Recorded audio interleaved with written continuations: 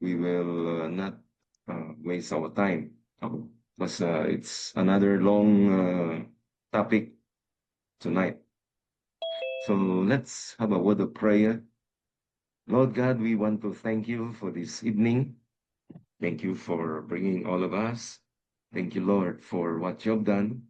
And thank you for tonight that we are on our lesson 5. And I pray that you will grant us your wisdom and knowledge and understanding of the lesson tonight. We commit to you our class. And those who have not yet joined, let have them that they could catch up so that we could really start. They could join us right from the beginning. We commit to you this class in Jesus' name. Amen. Okay, so tonight will be our last lesson before we start off our, before we proceed with our midterm exam next week. Oh, so let me share with you the screen.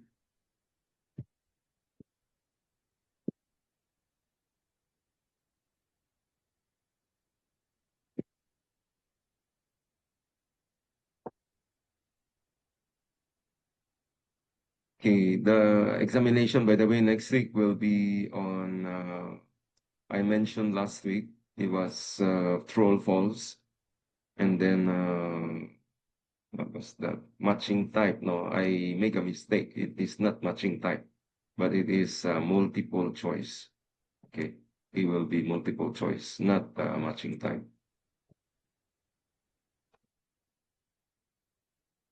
So we will start now. The title of the lesson of the course is Principles about Language. Principles about Language.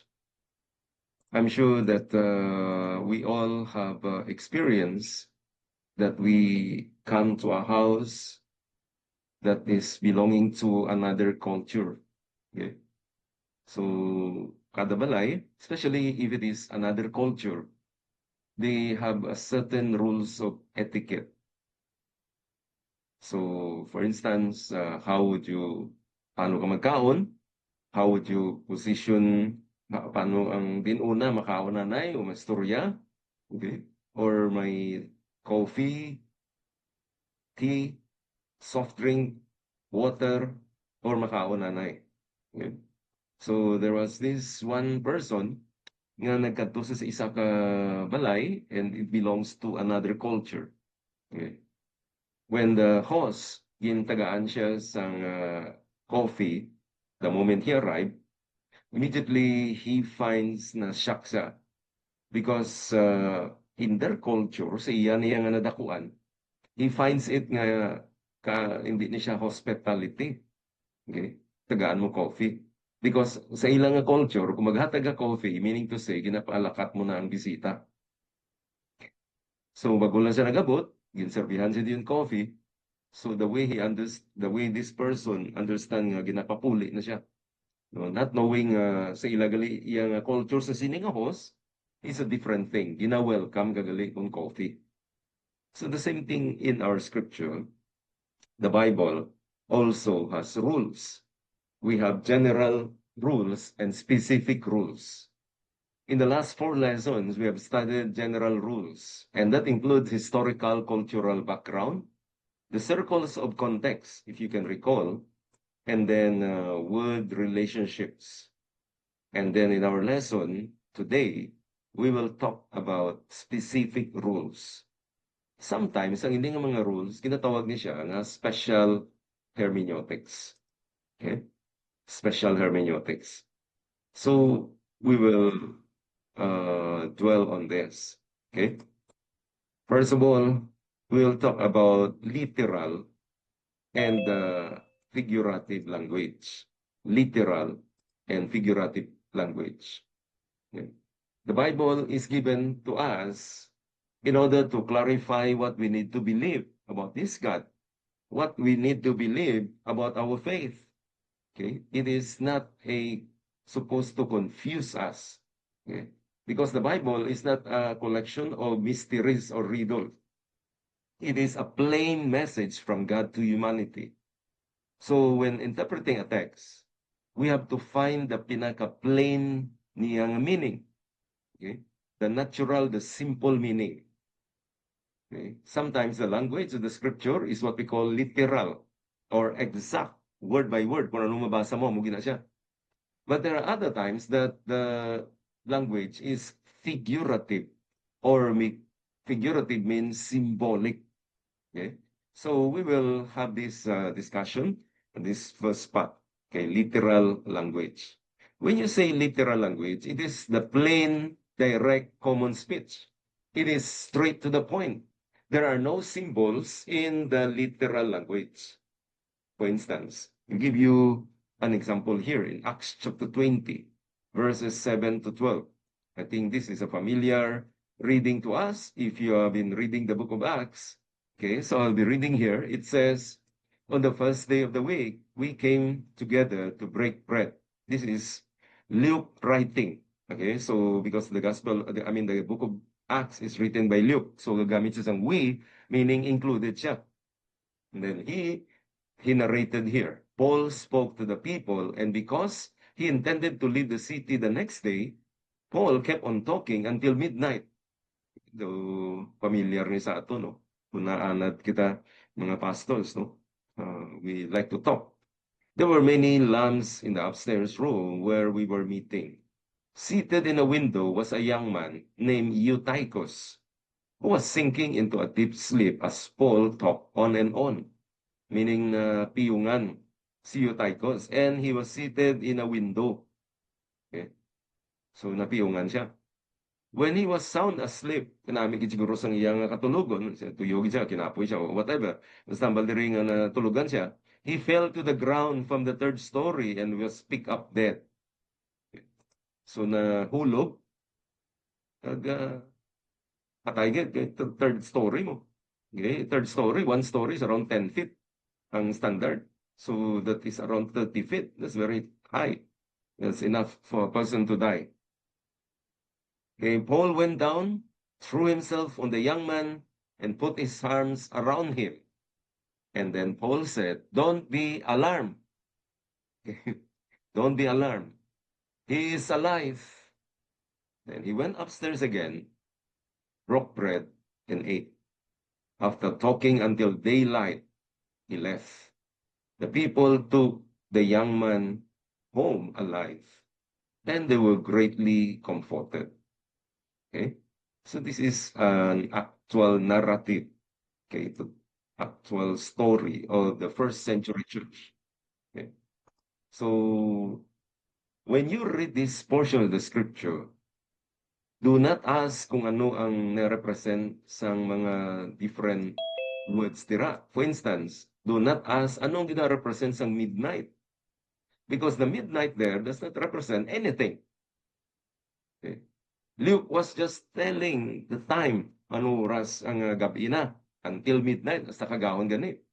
In this chapter 20, the verse chapter that we read, do not ask ano ang meaning sa mga lamps dira.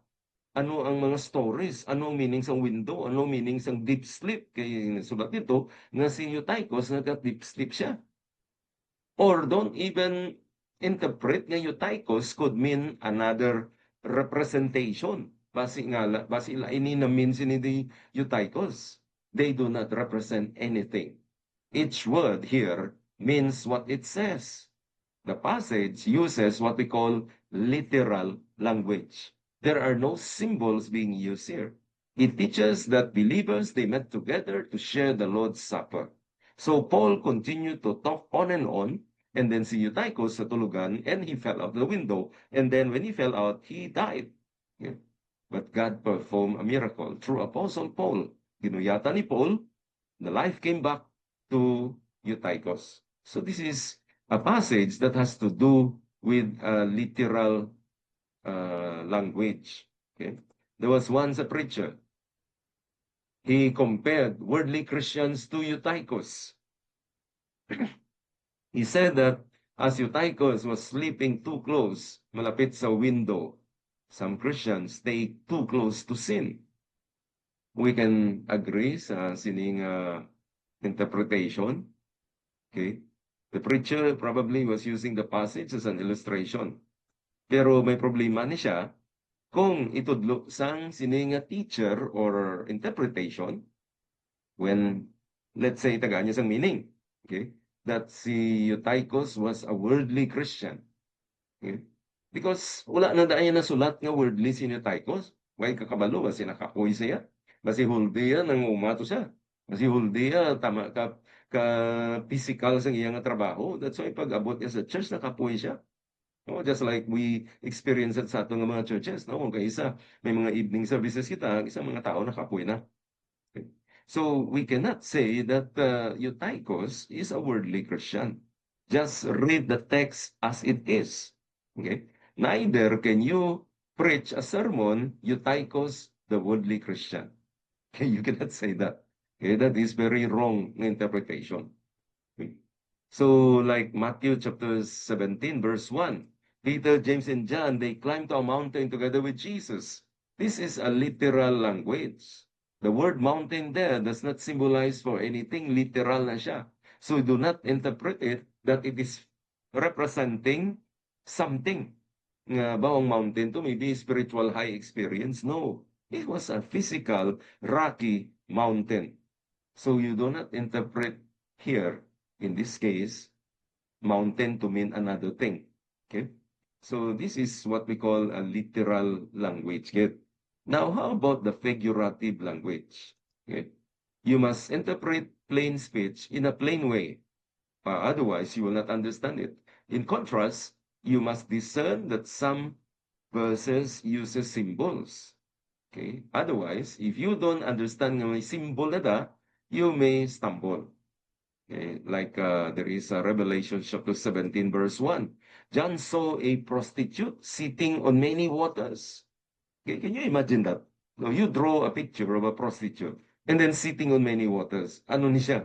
Definitely, this is not a literal language. John was telling us that this prostitute is a city who rules over the earth. Okay?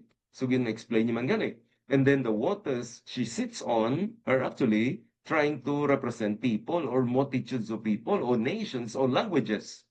Okay? So the language of Revelation 17 is highly figurative. It is not literal at all. Figurative language means that there is always a hidden meaning. It will use symbols, and each of the symbols represents something else. Okay, so isa-isahon mo gina siya. Revelation 17, the prostitute here is a symbol of a big city, but probably it is the city of Rome. And then as a prostitute, he leads people away from God, meaning this prostitute is leading away people into sin. Okay, just like Rome, they really led so many people away from God into sin. Okay, water is a symbol for people here. Okay, so if you look at from a distance, no, a large crowd of people, do mga gabaha, ano ang expression nato nga kaysa nagabaha ang tao. Pero but Muslingon, hindi mga may baha dito. Kundi nga kadamo-damo sa tao. And then sa kadamo sa tao, do baha na siya tanawon. So John like to use in these revelations a lot of symbols. Okay, more than any other writers, John often gives us the words of Jesus that have a hidden meaning. Okay, just like balbala ni Jesus nga siling niya, destroy this temple and I will raise it up on the third day. Okay, so did Jesus mean literally he was the physical temple? No, it was a figurative language. Then when Jesus says that I am the living bread from heaven, if anyone eats this bread, he will live forever. And then siling niya bagay, John chapter 6. This bread is my flesh, which I will give for the life of the world. Now look at the next verse, the next sentence. It says, then the Jews began to argue sharply among themselves. Ano siling nila? How can this man give us his flesh to eat? Okay. So they forgot or they did not really get what Jesus was saying. They were stumbled. You know why? Because Jesus was using a figurative language. He had just fed them. If you look at the context of the John chapter 6, Jesus just fed real loaves and fish to the thousands of people. Okay. Now, he wanted the people to eat his flesh. Later on, Jesus explained that this has a spiritual meaning. Okay. So he said that the flesh is actually counts for nothing. No, then eating flesh does not give spiritual life. So John records that people, even the apostles, there were moments that they failed to understand. Okay, for instance, another case. Ang Valderisa, John chapter 11, our friend Lazarus has fallen asleep, but I'm going to wake him up. The disciples replied, Lord, if he sleeps, he will get better. So siya huwag tulog, mas maayo pa ganina para makapawa siya. But Jesus was speaking about the death that Lazarus is dead. His disciples thought that Lazarus was having a natural sleep. He told them plainly later on, Lazarus is dead. Jesus used figurative language in chapter 11, verse 11. But in chapter 11, in later part of chapter 11, he said that Lazarus was asleep. Okay. Later on, we'll realize that sleep was a symbol of death. The disciples did not interpret the words of Jesus correctly. They thought that sleep would make Lazarus feeling better. They thought nga nagmasakit lang. They did not understood. Okay. They thought that Jesus uh, was using a literal words, but actually he was using a figurative language. Okay, so these are examples, no, of a literal and figurative language. Now, how do we discern, therefore, the literal and the figurative language? Okay. The scripture, remember this, the scripture has only one meaning. Either it's a literal or a figurative. Never interpret a verse in two different way. Meaning, interpret mo siya sa literal, interpret mo man siya sa figurative. No, you should not do that. Okay, if a verse uses plain language, interpret it that way. And if a verse has symbol, then you interpret the symbols. Okay, so how do you know that this is literal or this is figurative?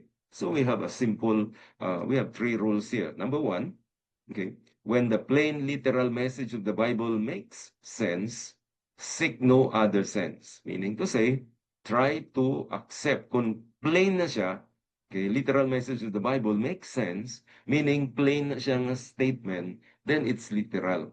Okay, kag kung nagasakto siya, kag kung ano siya, kung may sense siya, hindi siya nonsense, kundi nga may meaning, kag klaro man siya, so that's it. Do not look for other meaning. Okay. Now, rule number 2 is this. If the plain literal message does not make sense, then look for symbols or hidden meaning. When the literal meaning of words do not make sense, that's the time you look for the meaning. Okay, kung di mo maintindihan, sino nung buti ni silingon, like silingon ni Jesus, I'm going to destroy this temple and I will raise it up in 3 days. Definitely, that is not literal physical temple. Okay, so he's speaking of another, he was trying to use a figurative language there. So you have to seek the meaning of that. Okay? Now, for instance, Jesus said, the eye is the lamp of the body. Okay? The eye is the lamp of the body. Okay? It does not make sense to think of the eye as a literal lamp. Okay? So, meaning to say, Jesus is using a figurative language here. Okay? So, this is what we mean by rule number 2. If the statement does not make sense, literal message, then look for symbols. Okay? So, ang ano pagid, ang communion. Okay? There is a lot of debate on this. This is my body. Kabali Jesus. This is my body. Now, the question is, was the bread his body or did it represent his body? Martin Luther, insisted on a literal interpretation of this. At one discussion, it is even said in history that he took a knife and he carved these words in Latin on the table, and he said, "This is my body." But others, many of us, many of the Christians now, if you read carefully, Jesus used the bread as a symbol for the Lord's body. Why? Because Jesus did not grab his arm. he did not grab his arm and say, "This is my body." He took the bread and he said, "This is my body." Oh, kung ang tinapay ito, amo na itong lawas si Kristo, so dinagalin to. No? So Jesus was trying to use the bread as a symbol. Pero kung gintudlo ita ning kamot niya, sila niya, "This is my body," then that's literal. Pero kung nagwasa sang tinapay, kag sila niya, "This is my body," okay, then this is my blood. So it was a symbol of the blood of the body of Jesus Christ. Okay? Number 3, rule number 3, look for explanation in the context. Okay, so kung may ara na siya figurative, let's go into the principle of context. The Bible tells us whether the language is literal or uses symbol. Okay, so Matthew wrote, Jesus told them another parable. The parable tells us at once that there is a hidden meaning in the story. Okay, so klaro na siya. Kung magsiling siya nga, Jesus tell them a parable, meaning to say, parable niya ang masunod ng istorya niya. So ano na siya, you got to expect nga damo na siya sa mga figurative language nga gamiton dira. Okay, for instance, we have another one. Daniel tells Nebuchadnezzar that he had a dream to interpret. So meaning to say, literal. Okay, nga may mga symbols nga gamiton. Okay, so like animals in Daniel chapter 7, it represents kingdom. Okay, then Acts chapter 10, we remember this story of the animals that were lowered down, and then Peter was asked that there was a voice telling him to go and eat. Okay, and Peter was not very into it because he knows nga hindi na pwede. But he's telling us, Luke, the writer, explained to us what's the meaning of that. Okay, John often explained that Jesus used symbols. For instance, temple or living water, bread, light, sheep, sleeping, the vine. Okay, all of this tells us that there is really a figurative language that Jesus is using. Okay, so let's have a simple exercise here. Okay, you tell me whether this is literal or figurative. Okay, I need your participation. Okay, Psalms 91, verse 14. It says, "He will cover you with his feathers." Is this literal or is this figurative? Figurative. Yes. Figurative. Yes, tama, no? Alam mo nga may butangan kita sang Diyos ang mga feathers, no? Ano yan, tsura ta? So figurative isa. Okay, let's go to number 2. When Jesus said, "You're the salt of the earth," what's the meaning of that? Is that, I mean, may meaning literal or figurative? Figurative pa rin. Figurative. Okay, thank you. Let's go to Matthew chapter 7. Watch out for false prophet. They come to you in sheep's clothing, but inwardly they are ferocious wolves.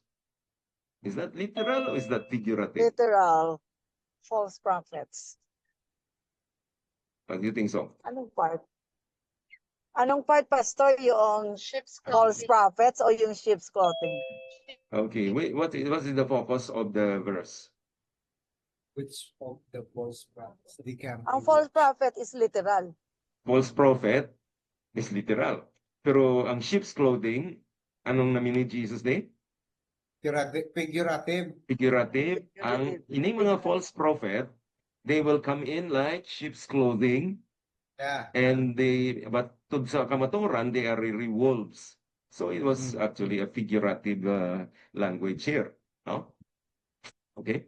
So warning us nga mga false prophets, giving us a picture or a figure, okay? Sheep's clothing. Okay? And there are so many in history, church history. How about the last one? Doesn't your teacher pay the temple Literal. tax? Okay, this is what? Literal. Literal. No? Literal, no? Hindi na niya meaning, anong meaning din ng tax demand? No, I think everybody understands what is a tax. No? So wala na hindi nagambal si ang ini nga verse nga nagarepresent pa rin siya kung ano. Okay? So you got to watch out, no?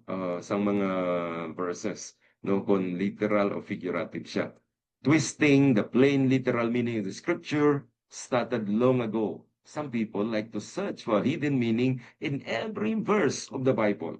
Tanan-tanan na lang yung mabasa niya nga verse, gina isa-isa niya tagaan sang meaning, basi hindi na siya figurative, literal. Kung literal, that's it.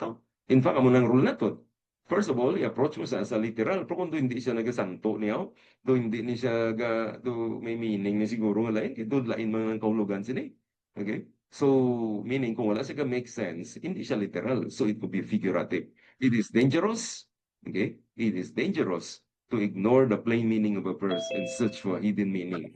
When we do not accept the natural plain meaning of the text, we do not accept the word of God, and that's really very dangerous. Okay?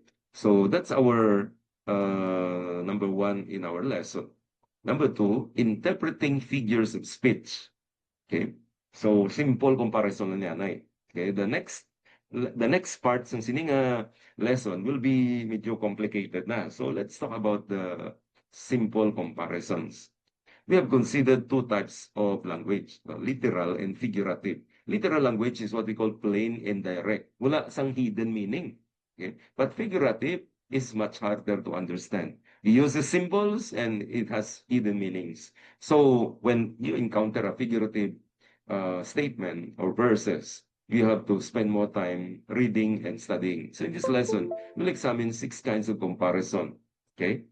They all use figurative language. What are they? Number one is the similes or simile. Okay. Second is metaphors.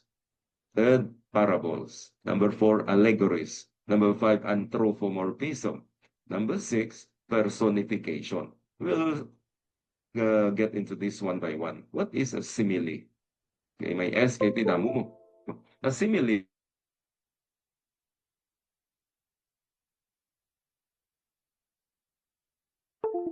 us between the two statements. Okay? John used two similes to describe Jesus in Revelations chapter 1, verse 14. Okay, so I wrote here his head and his hair. Okay? His head and his hair were like wool, as white as snow, and his eyes were like blazing fire. Okay? So this is obviously tama ka figurative. No? Light. Ingos gagamit sa isang word nga light. Okay? So A is his eyes. B is the blazing fire. Okay? So sa second part ng sentence, no? His eyes were like blazing fire. So A is his eyes. So assuming B is a blazing fire, a simile is a comparison that says A is like B. So sa Revelations 1:14, his eyes is like blazing fire. Okay, so that is a simile. Nagagamit siya isang word nga like. Okay? So the length of a simile is normally short ni siya. Okay, sometimes a sentence may contain more than one simile. Okay, for instance, we have here, okay, I am sending you out like sheep among wolves. Therefore be as shrewd as snakes and as innocent as doves. Okay, so kadamo di sang iya nga ginpulupanggid, like sheep among wolves, and then as shrewd as snakes, as innocent as doves. So may multiple siya nga simile diri. Okay? So in Matthew chapter 11, verse 16, okay, we see here that Jesus asked a question. Okay, to what can I compare this generation? Every good preacher or every good teacher should often ask himself, to what can I compare the truth that I'm sharing? People like comparison, okay, because they help them understand and they also enjoy comparison and they easily remember kung gina-compare mo.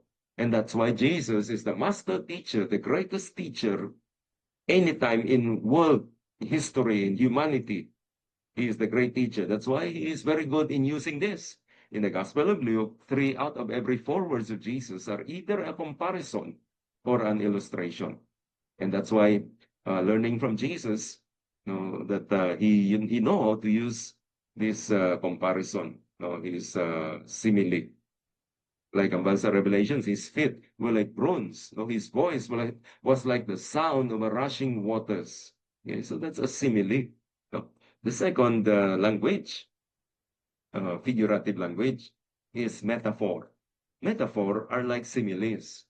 Both compare two things, but a metaphor, the difference is this. A metaphor does not use a word, sang, word like, or as. So, a metaphor is direct. It just states A is B. Ato kaginaya ang simile, A is like B. So, his eyes were like blazing fire. Pero ang metaphor ya, wala na nagaging kakasya ang word nga like, yung kakasya ang word nga as. Okay, so, ang example today, Psalms 119, it says, Your word is a lamp to my feet and a light to my path. Okay? Like a simile, a metaphor is using only one sentence or part of a sentence. So, ang ginasiling diri, you are the light, you are a lamp to my feet and a light to my path. So, this is a metaphor. Okay? O kung ano ang ang pulong sang Dios, no? Ginapaanggid niya. Pero wala siya gagamit sang word nga like or as. No? Di man ni siya actually ma-revise masaling gabi. Your word is like a lamp to my feet. So kung may word nga like, naging simile na siya. No? Pero ang purpose niya, para yung mangyapon, gina-compare niya. Para nga madumduman. Mas madali siya madumduman kung ginapa-compare siya. Okay? Jesus used a metaphor when he said, siling niya, you are the salt of the earth. Why did Jesus use salt? Kingaman ko mo ng salt. So madumduman paratis ang tao. Magsiling ka nga, you are the salt of the earth. No? So ginapanggit ni Jesus for me. And that is really telling us that we are Christians, we are the salt of the earth. Okay? Then Jesus declared, I am the bread of life. He who comes to me will never go hungry, and he who believes in me will never be thirsty. So wala siya nagambal nga, I am like the bread of life. But he said, I am the bread of life. This is a metaphor. And then he took the bread. He gave thanks. Ari sa Luke chapter 22, broke it and gave thanks. He took the bread. Okay, may bread kita. And then he gave thanks. And then he break the bread. And then he gave thanks. Then sila nga, this is my body given for you. Do this in remembrance of me. This is obviously not a literal. Okay? Kaya kung literal ni, ang bread tuwing kwaya, masiling sa karon, this is my body. Okay? Unless nga pinaksian niya kamot niya. No? Orang yang paa, o yang liog, o kung yang guya, kang siling sa, this is my body. O gintudlo, tani. But he took the bread. So he was really trying to do a symbolic act here, no? Figurative siya. And then he said, do this in remembrance of me. Okay? So I think this really clarifies, no? Itong last time, I think lesson 1 below, lesson 2, no? One of you asked this, no? Saling ni Jesus, this is my body. So literal, no? But he took the bread, okay? Now, let's go to the next one. Anthropomorphism, another figurative language na ginagamit. The word anthropomorphism means, anthropos means man, and morphos means form, meaning in the form of a man. Okay? Anthropomorphism is a common special ni siya nga type of metaphor. Compares God to the form of humanity. Of course, God is invisible. At least sa aton subong, true base. One day when we see Him, okay, in heaven, we really do not really know exactly what's going to happen there. No, God is a spirit, He is not flesh. Okay? So Paul tells us that God is invisible. We are unable to see God. Okay? Now, since we cannot see God, or mga spirito, hindi mo natin makita, we know little about them. It is therefore hard for us to understand kung paano ang mga espiritu makakita, paano mga espiritu makabati, paano ang espiritu makapaminsar, paano ang espiritu makabatyag. Do they have any shape or any form? How do angels and demons war against each other? If they have no form, hindi natin maintindihan. O how can Satan be bound and kept into the abyss? No, as mentioned in Revelations, those spirits, they really have a spiritual mind. Ano klaseng mind? Okay, we are really left in the dark, no? Hindi kita gawakan chindi. No, anong ilang mga mata, mga dalunggan, mga kamot, mga tiil nila, no? These questions are very hard for us to read. Okay? For instance, in Psalms 34 verse 15 to 16, nagsiling dira, masahon nyo na, siling da, the eyes of the Lord are on the righteous, and his ears are open or attentive to their cry. The face of the Lord is against those who do evil, to cut off the memory of them from the earth. Okay, so it says the eyes, human part of the human body na, the eyes of the Lord is on the righteous, and his ears is attentive to their cry. So this is an example of an anthropomorphism. No? We do not really know whether how many eyes si God. Okay, kay kung pareho lang siya sa aton, duwa lang kabilog mata niya, di bilyon ta, paano yan ang makita ang tanan? Now, how about ang ears ni God? Pila kabilog ayan ang dalunggan sa Dios? Why kita kabalo? No, kay kung ang tawo kita ya, hindi kita kapamati kung dululungan tanan nga sound.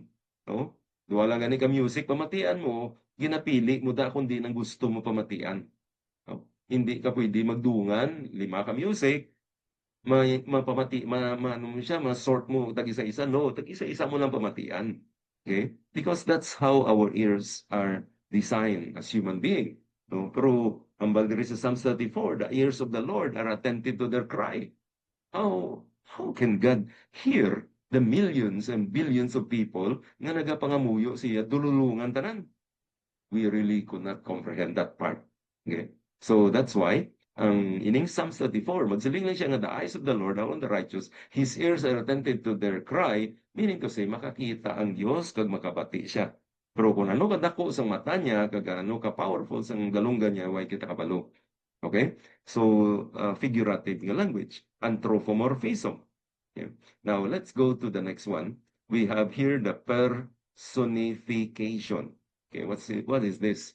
Personification is comparing things to a person. Two types of examples follow. Okay, a deed, an action, an idea is compared to a person. Okay, so ang siling diri sa James, after desire has conceived, it gives birth to sin. And sin, when it is full grown, it gives birth to death.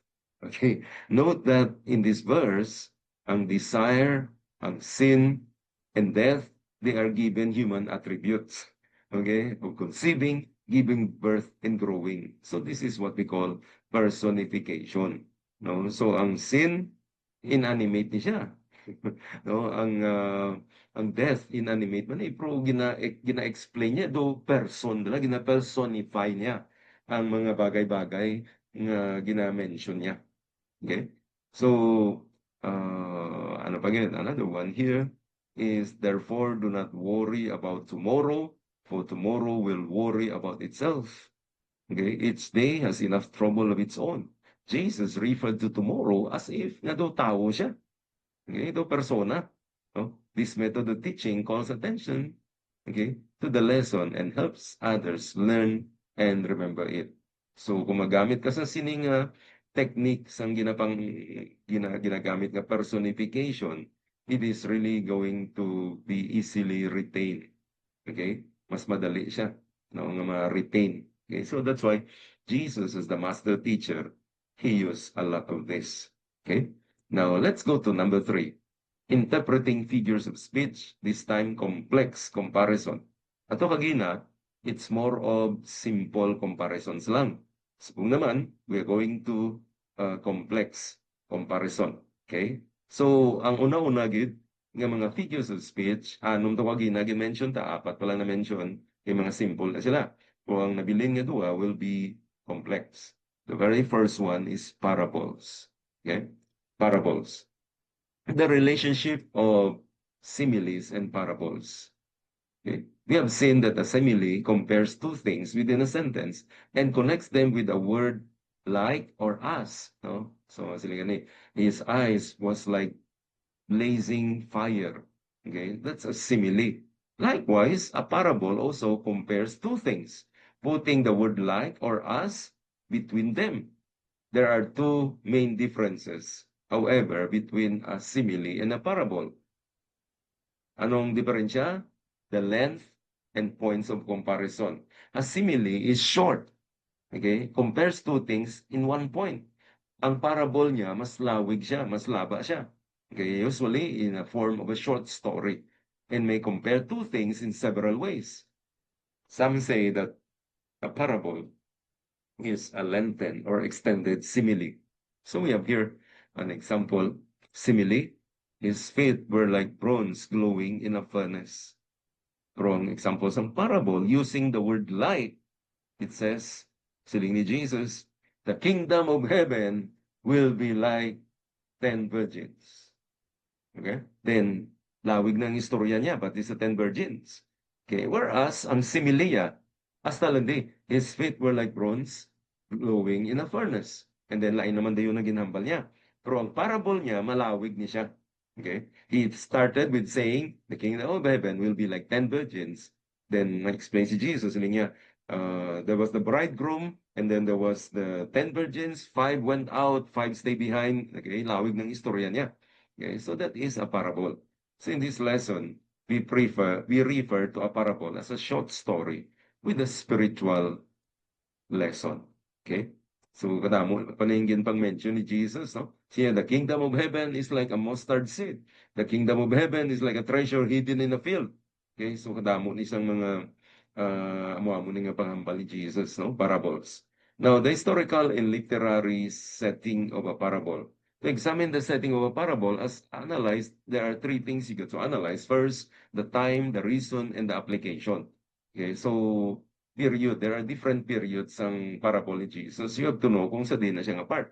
Now, period 1, the historical setting of this group tells us ng ining ang parable during the early ministry of Jesus. Okay? Early ministry of Jesus pa. Okay? For example, the parable of the sower, parable of the hidden treasure, early part of the ministry ni Jesus na. Okay? Then the second period is the historical setting wherein the last few months of the ministry of Jesus.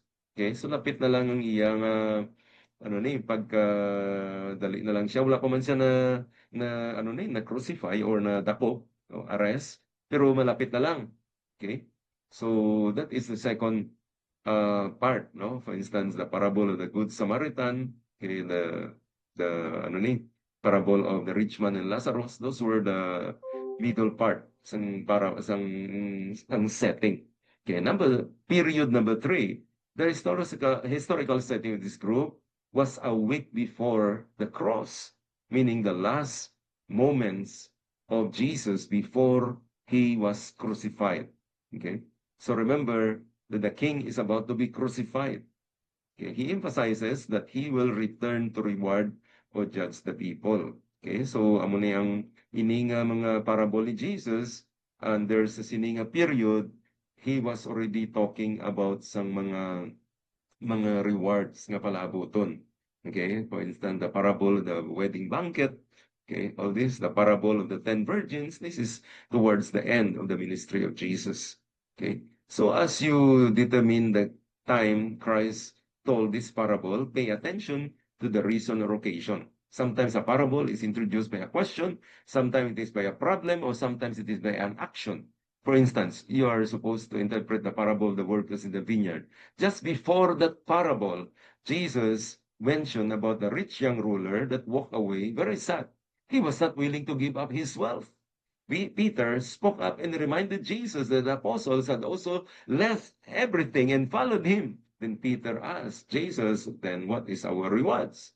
The Lord said they would sit on 12 thrones. They will receive 100 times with what they give up. And then Jesus said, many who are first will be last, and the last will be first. Then he talked about the parable of Matthew chapter 20, verse 1 to 16.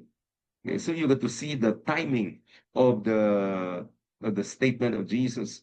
Okay, once you know the time and the reason, look for the application then. Summary and conclusion that comes after the parable. Most often, gina-explain na ni Jesus ang mga parable niya. Okay? So, we have here, next one, the meaning of a parable. The characters. Okay? Points, the characters, the main lesson, and then the lesser lesson. Observe this, very interesting.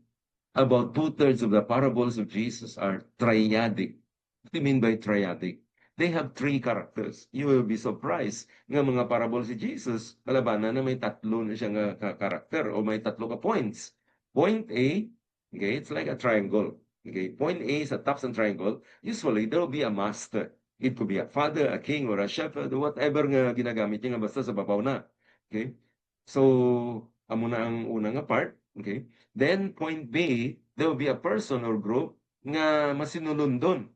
Okay? So, una na sa babaw, the master, or king, or shepherd, whatever. And then, ikadua, this group will be obedient to the king or to the one dito sa point A, masinulundon na sila. And then point C, okay, it's like a triangle, point C. These are the foolish, the unfaithful, the disobedient. Okay, so 2/3 of the parable are parang ang pattern na muna. We call this triadic parables, no? Tatlo ka sides. Okay? The wise may either enter point B or point C. Okay? But hindi na pwede siya sa B, pwede man siya sa C. Okay? So either dira sa B o dira ka sa C. Okay? Then, ano pa get? 1/3 of the parable, the remaining 1/3 is not triadic. So ano nga klase parable naman niya kundi sa triadic? We call it, ano na siya? Dyadic, meaning duwa ka opposite nga karakter. Or may ara nga parable man si Jesus nga one character lang. So we call it monadic. Okay? Examples of parables with only two characters or two groups are the wise and the foolish builders, or the Pharisees and the tax collector, or there was this servant in his master. So duwa lang ang wala na sang master, o wala siyang shepherd, wala siyang father sa babaw. So duwa lang gid ang character. And then examples of monadic parables, isa lang, no, one character. For instance, the mustard seed, okay, the hidden treasure, the pearl of great price, the man building a tower. Okay, so isa lang ang wala na sang tatlo ka points. Okay, so you got to identify ano ning types ng parable. Okay, now next is one main lesson of the parable and any lesser truth. Jesus told a parable to illustrate one major truth. Okay, we must learn to state in one sentence the main lesson of a parable. Okay, so for instance, in the parable, the Good Samaritan, the one big truth there is, of course, the big neighbor, to be a good neighbor to those who are in need. Remember the parable of the Samaritan, Good Samaritan? No, tanan sila nagpalalagyo except this Samaritan guy nga wala man siya kalabot-labot dito, hindi man niya parente, hindi niya friend, hindi siya gani, outcast pa siya, but he went to go and help this person. So he's talking about the big truth there. He's talking about the good neighbor. Okay, once you find this big truth, then find the lower or the lesser truths. Okay, now let's have here simple exercise. Okay, for instance, the mustard seed. So if you can recall what is the parable of the mustard seed, okay, Jesus said that I'll be reading to you. It says here, the kingdom of heaven is like a mustard seed planted in a field. It is the smallest of all seeds, but it becomes the largest of garden plants. It grows into a tree, and birds come and make nests in its branches. Period. Yeah. So this is also a parable. What is the big lesson of the parable here? If you are the one going to understand this, the parable of the mustard seed, anong pinakadako ding lesson yung makuha ta? And do you think so? Faith. Any volunteer? Yes? Oo, sino to? Yes? Joe? Faith, Oh. Pastor. Faith. Ano? Faith. Faith? Faith? Faith sa diin. Yes, Pastor. Faith sa diin. Faith sa mustard seed. Because it says the kingdom of heaven is like a mustard seed. It is the smallest, it becomes the biggest. It grows into a tree, and then birds come and make nests in its branches.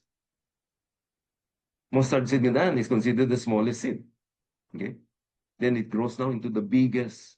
It started small, but it become the biggest. Okay? Kingdom So, of heaven. okay, so lapit-lapit ka na Kingdom of heaven, pero dapat may idugang kita. About what can you say about the kingdom of heaven? No? Maybe you can say the greatness of the kingdom of God. Okay? It started small, but it become the greatest. Okay? So it's like unexpected, no? Unexpected greatness of the kingdom of God. Okay? Way kagabalo, abi mo na, kagamay lang, galing ito, kutako na siya. No? Then, how about the lost coin? Okay? Think you're familiar. Luke chapter 15, verse 1 to 8. Wow, malawig-lawig na. Okay, I'm opening my Bible. Okay, it says here that the lost coin, no, 8 to 10. No, so it says here, suppose there was a woman, she has 10 silver coins and then loses one coin. Will she not light a lamp, sweep the entire house, search carefully until she finds it? When she finds it, she will call all her friends and neighbors and say, rejoice with me because I have found the lost coin. In the same way, there is joy in the presence of God's angels when one sinner repents. What do you think is the big lesson of the parable here? The What do you one think so? sin is very important in the kingdom of God. Ang ano po? Even the one sinner is refers to the coin that Mm. very valuable or very important in the Mm. kingdom of God to find it. Yes. Yes, that's right. No? So we can say siguro ang big truth, one big lesson diri, the valuableness of soul. Okay? No? So grabe ka valuable kay sa pulo na dulang isa pinangita ito. No? Kaya kung di man ito importante, bayan niya naman lang. So in reading parables, you got to find first what is the main lesson of the parable. And then ano to ang mga lesser nga mga lessons. Okay? So you got to find that out. Okay? So, Aridri, thank you again sa inyong participation. A parable has only one main truth, but it may contain lesser truths. So, may isa ka dako nga idea, nga lesson, pero may mga lesser pa nga mga lessons nga makuha ta. It has only one main point, but it has several subpoints. Okay? As you search for the one big truth, any lesser truth, analyze the character. Stay the truth related to the character. Okay, so for instance, we have here helpful to note that it teaches ang Good Samaritan bala. No, the story of the Good Samaritan, yung stories ng Good Samaritan talks about how to be a good neighbor. Okay, bisan hindi mo gani kano-ano pero nagbulig siya. No, pero may lesser lessons dira, lesser truths. Okay, what is that? Look at the attitude of the thieves.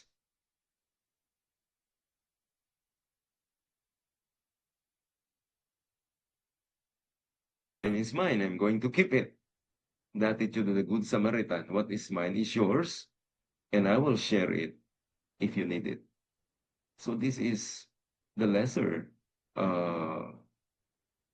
truths here. Okay. So Jesus' favorite method of instruction was parable.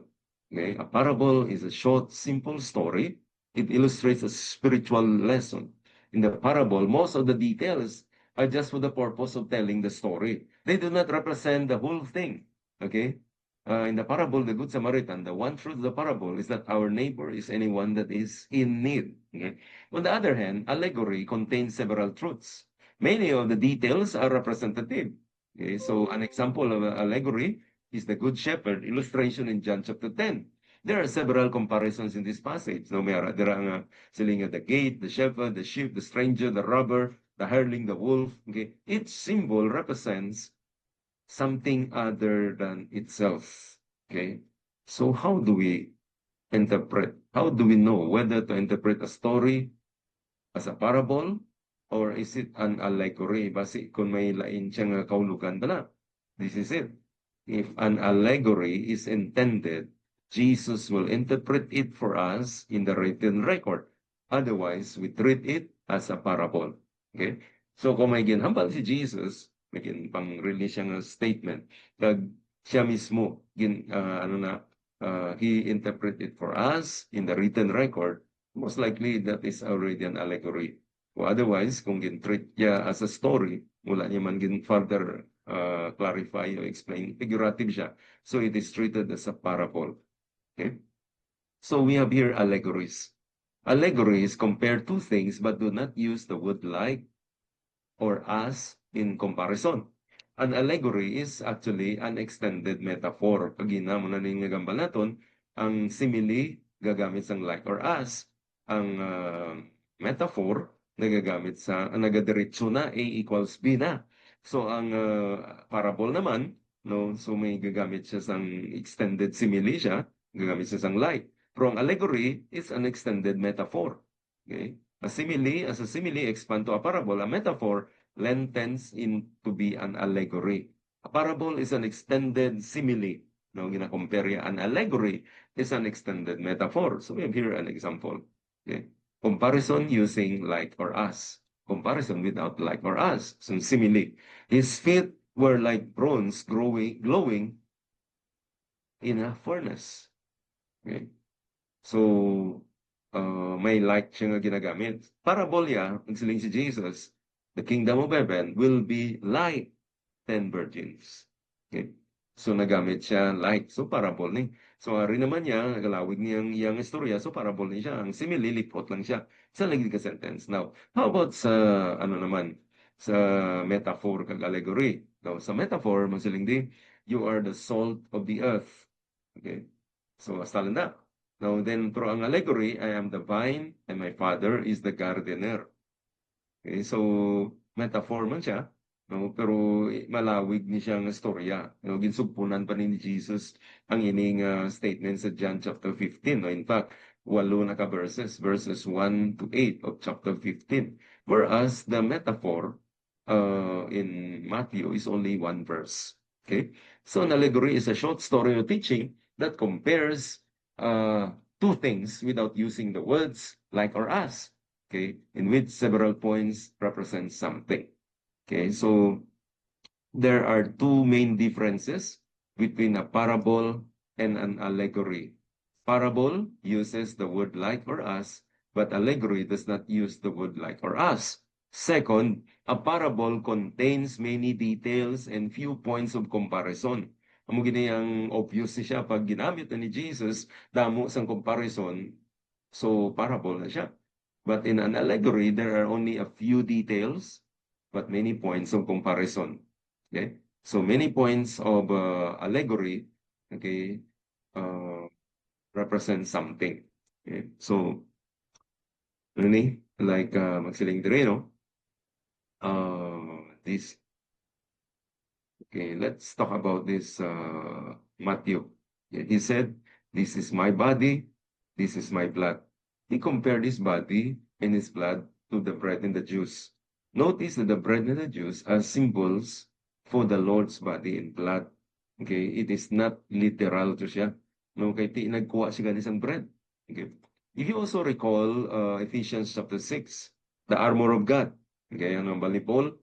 Therefore, put on the full armor of God so that you may be able to stand your ground, stand firm with the belt of truth, okay, breastplate of righteousness, fitted with sandals, okay, all this, no? These are may meaning ni siya tanan. Okay, take the helmet of salvation, the sword of the Spirit. This is an AC allegory because Paul tells us what each of these parts or pieces of armor represent.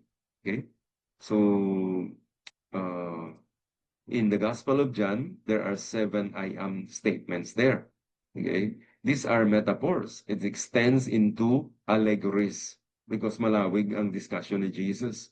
Each of the 7 I am metaphors can be stated in one sentence, but many verses of explanation and discussion lengthens the metaphor into allegories. Okay? So like in John 6:35, Jesus states that he is the bread of life. This metaphor leads to teaching and discussions. Now, a note here about allegorizing. Okay. Now, sometimes, if you're not careful, halos na lang tanan i-allegorize sa isa ka tao. Allegory is a biblical method of teaching truth, but it should not be confused with allegorizing. What do you mean by allegorizing? Okay, those who allegorize give their own meanings to details that the biblical author did not intend to represent anything. Okay? Ini nga mga teachings, okay, do not interpret correctly the Bible. Okay, so nag-imagination kaya. Okay, so for instance, no, may isa dito ka kilala ko nga pastor, no, nabasa dito sa Numbers, no, nga ang mga lupa dito sang dumag-utod lang nga babaye, no, nga i-divide daw nila kag hindi pwede ma-divide sa hindi nila utod. Okay? So gingamit niya na karon, no, nga sa ilang organization hindi pwede ma-divide ang organization. Okay? Sa hindi nila ano ni kaupod gila sa ilang ano ni kung sa ilang group 1. Hindi pwede masaylo ang iban nga mga grupo dito sa group 2. From group 1 to group 2. Ang group 2 hindi pwede masaylo sa group 5. So gingamit niya to. So naging allegorize niya which is not correct, no? Kaya ang context to ya sang numbers, no? It's talking about a dispute on the land, no? So, except for the book of Revelations, the parables have been misinterpreted more than all other scripture. At times in the history of the church, parables have been allegorized. That is, most everything in the parable has been used to represent something else. Allegorizing is actually poor hermeneutics.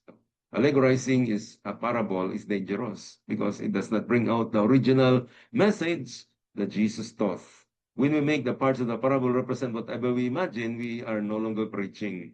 Okay, so we have to be careful, okay, in allegorizing. Okay, so there are quite many no nga mga examples sila sa atong mga scriptures that we got to be careful. Okay, nga hindi siya pag-allegorize. Yeah. Now, number 4, the last part here. Okay.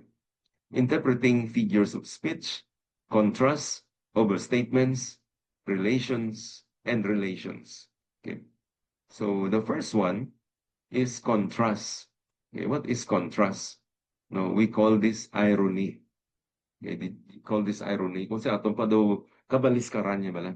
Okay. Did you know that many verses in the Bible will be untrue if you interpret them literally? Okay.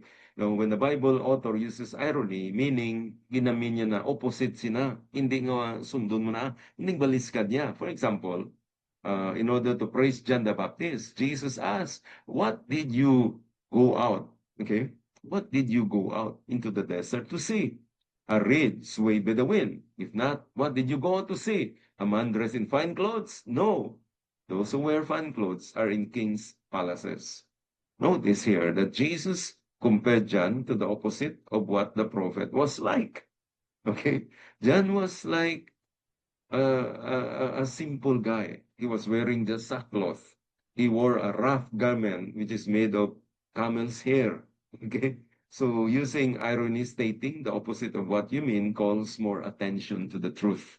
Okay, so ini grabe nga skills niyang kinanglan mo di nga makagamit ka sa mga irony na statement. Now, Jesus many times contrasted two things to make his teaching clear. And Jesus said to the crowd, "The teachers of the law and the Pharisees sit in Moses' seat. So you must obey them and do everything they tell you. But do not do what they do, for they do not practice what they preach." Okay? So he was making a comparison and he was using irony here. Okay, so Jesus is really a master teacher. Will really take us time for us to really learn his style, no?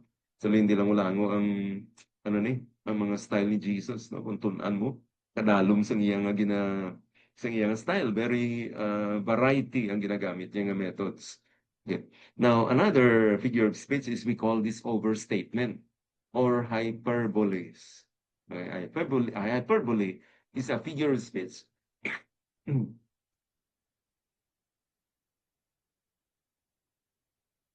A figure of speech that exaggerate a truth to make a point. Okay, so example here. The Greek word hyper means beyond or excess. Hyperbole is a throwing beyond, overstating a truth or purpose.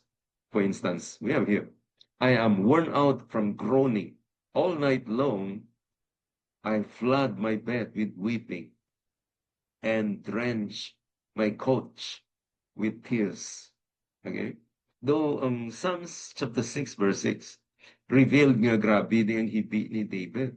But we know nga this is really figurative, or meaning to say hyperbole na siya, exaggeration, no? Extreme language. No nga man, I think bisan ano mo pa kay siguro do hindi mo gid mapabaha ang imo nga katrya. No, do imposible gina yan. No, bisan dugay-dugay ni hinibi mo, do imposible gid siguro ulunan siguro pwede mo pa mapabaha. No, sang basa ang ulunan mo, pero ang katre mo do imposible gina nga magbaha siya nga do ginbasyahan mo sing isa ka balde nga tubig. Do imposible na kaya aton nga tears limited man na da ang volume nga magagwa sa mata ta. Okay? Pero nga ang gingamit ni David because he was trying to exaggerate the point, no? So, kita akong kaisa, no, ginagamit naman eh. So, for instance, no, I give you an example. Kisa ko nagutom ka na bala? No, you come to a house, abot ka sa restaurant, o sa diin, no, siling mo ba, o kinahanglan mo gid makaon. Kaya siguro, bisan siya kakarabaw mo, ubos ugid nimo. No? Diba, sa totoo, di ka man kaubos sa kakarabaw, ah. Kanding siguro, basit pwede pa. No, kung isa ka karabaw, hindi mo na maubos. So, hasta siguro sa gabi, pero isa lang ka setting, hindi ka nakaubos ng isa ka karabaw. Pero nga siling mo sa gutom-gutom ko, siguro isa ka karabaw, ubos ko. But mo sa lingon, nga gutom-gutom ka gid ya. No, gina-exaggerate mo, pero ang punto mo, nga nagutom ka gid, kag sobra ka gid ka gutom. Okay? So, like for instance here, we have in First Kings, number 3, King Solomon made silver as common in Jerusalem as stones, and as cedars as plentiful as sycamore fig trees in the foothills. Okay, so meaning to say nga gabaha some silver during time ni Solomon. Okay. Then ang hambal ni Jesus, this is a very good example, no? Hambal ni Jesus, it is easier for a camel to go through the eye of a needle than for a rich man to enter the kingdom of God. Okay. So how can a camel enter the eye of a needle? Because may mga historical, cultural background siya. No? Pero ang ginatunan tadi kasi, ang exaggeration nga gingamit ni Jesus. So, a camel is huge. I think one of the biggest animal in the desert. And then the eye of a needle is so small. Okay? So he was driving a point. Jesus was trying to drive a point nga amo ni kabudlay. Okay? So, amo na ang hyperbole. So, that's another figurative speech nga ginagamit ni Jesus. And he's very good on that. And we can learn also, like what ang bagong example kagina, you can say that tong gutom kagid, sa kakarabaw, upos ko gid. So, or kisama ba kabaw, grabe sa kadako ba, no? Gatayog ang building, wala man nagatayog ang building, no? Siguro kung may linog o kung pertingi ka kadako-dako eh, no? Pero kung may diferensya ang building mo, kung mapago ng building mo, may nagatayog, unless may linog. Pero siguro, masi, sobra ka, you are trying to drive out a certain point, no? Nga ginambal mo to. Okay, next one is relations. No? So we have here overstatements, no? Yari kita sa number 4, contrast, overstatements, and relations. So the very first type of figurative speech that is called senedoke. Okay, senedoke. Okay, what is this? This is a figure of speech in which most often part or a part of something is often used to refer to the whole. It is used in two ways. Knowing this will help you interpret the scripture correctly. First, remember that a part can represent the whole. Okay? So now we will consider some of the examples here. Example, moderate. Give us today our daily bread. Bread is a part of our needs, but represents all of them. Okay? Give us our daily bread. Okay? So bread is just part of our needs, but it represents all of our needs here. Okay? So ang munang meaning part represents the whole. The bread is just a bread. Pero ginakahulugan sini nga bread nga tanan-tanan nga kinanglanon. Give us our daily needs, tanan-tanan namon nga kinanglanon. Pero he used the word bread. Okay? Now, ari bagay. He will send his angels with a loud trumpet call. They will gather his elect from the four winds, from one end of the heavens to the other. Okay? From the four winds. Okay? What is four winds? Okay? How many winds are there? But what he means is it will come from from all directions, east, west, north, south. No, wind. So, but he used the word four winds, okay, to represent all the directions of the winds. Okay. So we have also here high places of Isaac will be destroyed, and the sanctuaries of Israel will be ruined. With my sword I will rise against the house of Jeroboam. So, ano ni si Isaac ni? No, high places of Isaac. Tapos ni si Isaac, Genesis pa ni.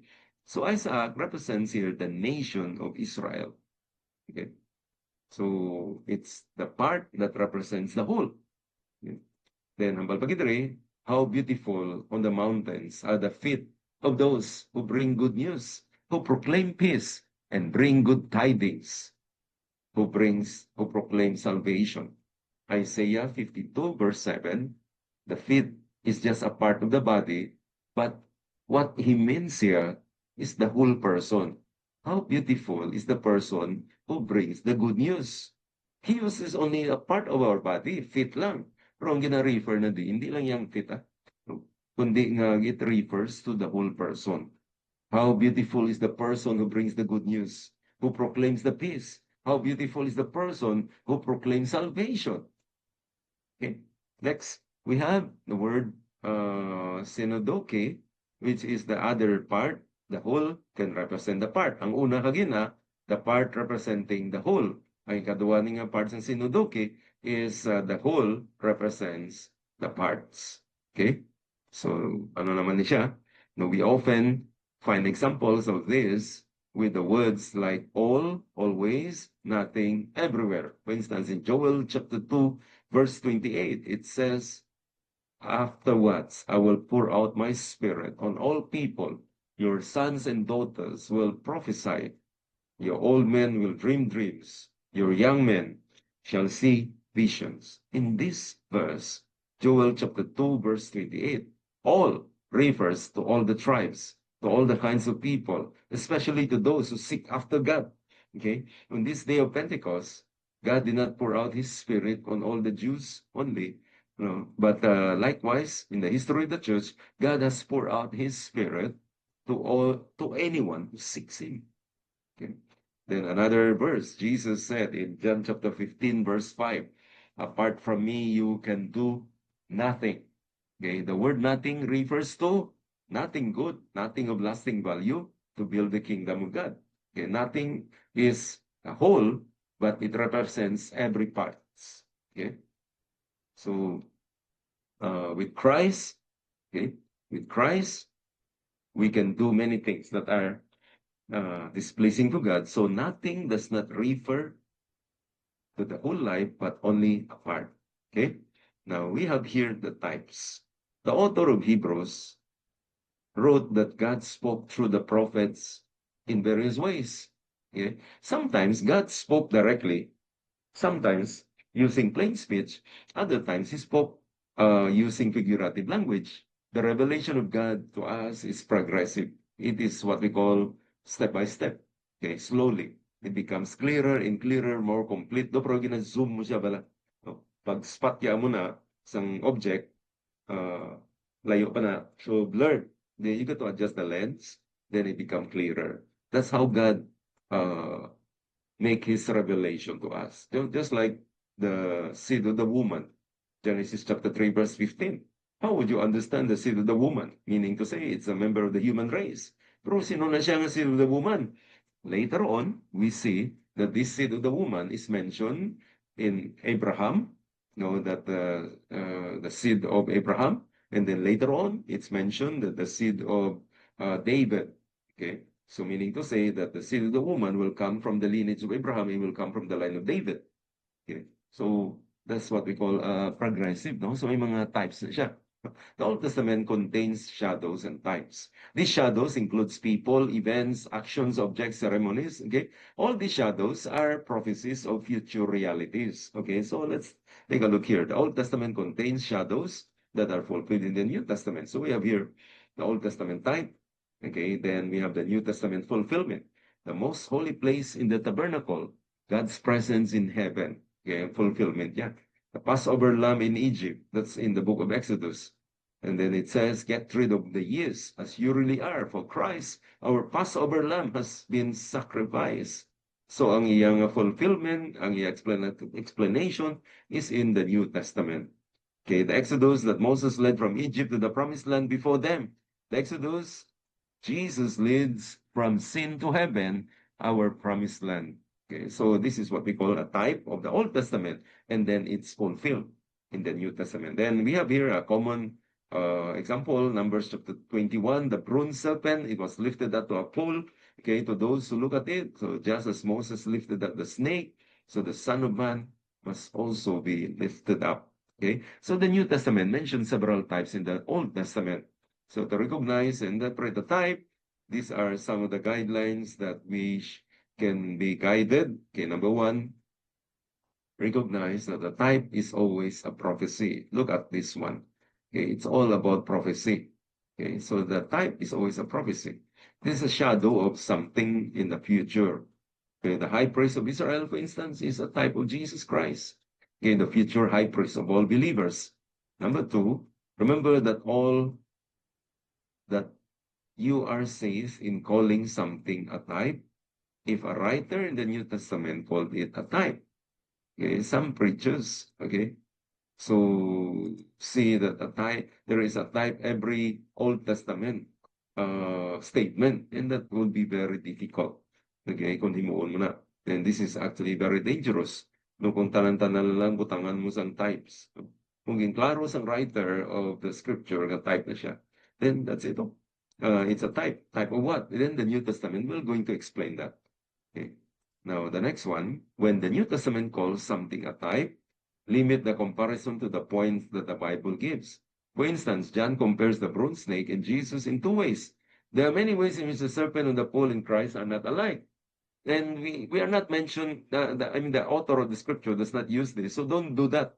Rather, we should preach the word according to what was mentioned in the types. Okay, speak only when the Bible speaks, and then be silent when the Bible is silent. Otherwise, lain-lain ginakaroon na madungangan mo na, masugpunan mo gid ang dapat hindi dapat sulugpunan. Okay, the bronze serpent is a type of Christ. Figurative language uses many symbols.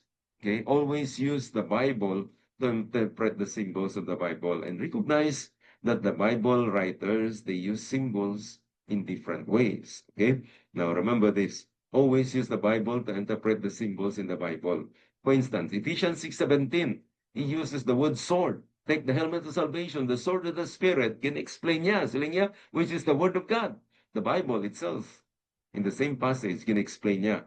So, that's the meaning. Wala na nasang ibang nga meaning ang sword of the Spirit. Kaya tingin klaro niya nga ang sword of the Spirit, amo na Bible. The word of God. Therefore, seek to interpret the symbol in the light of the context. Remember ang aton lesson on the circles of context. To interpret a symbol, begin with the paragraph. And then, what is the paragraph? Okay, continue with the context, or meaning to say the near passages, near verses, surrounding verses. Okay, and then other verses by other scriptures, by other authors. Okay, then compare it with another testament. Okay. So we call that the circle of context. No, there's I think lesson 2. No, we draw a circle there. No, you use that principle. The right meaning of a symbol is the meaning the author intended.